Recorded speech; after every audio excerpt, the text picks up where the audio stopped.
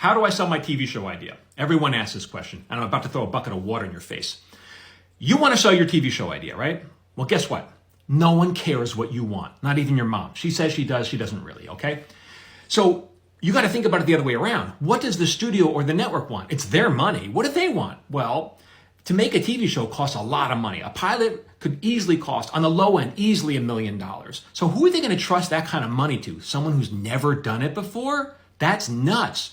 I would think they'd want to have someone with a lot of experience, someone who's been around the block, who's been on the set, who knows how to deal with problems that arise, right? If you were trying to build a house from scratch and you had $1 million budget, well, who would you hire? Wouldn't you hire an architect or a builder who has a lot of experience, who knows how to handle all sorts of problems?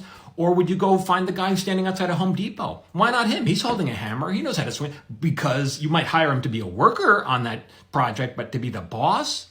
So the same thing.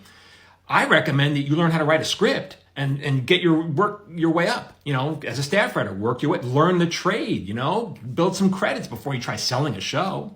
There's another way though, to do this.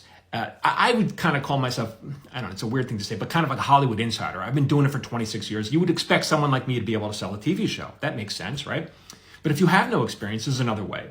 And that is to come in as a Hollywood outsider. And to be honest, the last 3 shows I worked on as a writer were created by Hollywood outsiders. The first one was Maron on IFC. Mark Maron, years ago, was a comic who couldn't get work.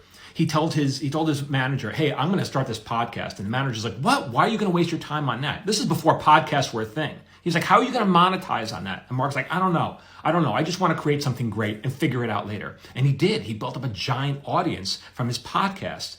And then because of that, IFC was like, hey, you got a big audience. Let's do a TV show together. Mark didn't have much experience in TV, so he hired me and my partner to be the showrunners. The next show was Rhett and Link's Buddy System. These were just 2 YouTubers who used to sit they were friends, they're buddies who used to sit in giant vats of oatmeal and say funny things. And they were charming and witty and they had a great presence. And they built up a giant following on YouTube to the point where YouTube says, hey, you want to make a sitcom?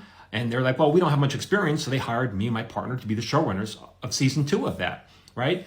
The last show, Tacoma FD, was created by these comedians, from a comedy troupe called Broken Lizard, friends from college. And they used to create these indie movies that they would figure out how to finance on their own. They hustled and they built a kind of like a cult following. And because of that, they were able to sell a show to True TV. So if you want to be a writer or create your own show, you have to bring more to the table than just your desire to make money. You got to bring more to the table. It's possible though. For more tips, keep following me here. Get on my newsletter. I send it out every Friday for free. You can sign up here. I got much more to say on this topic.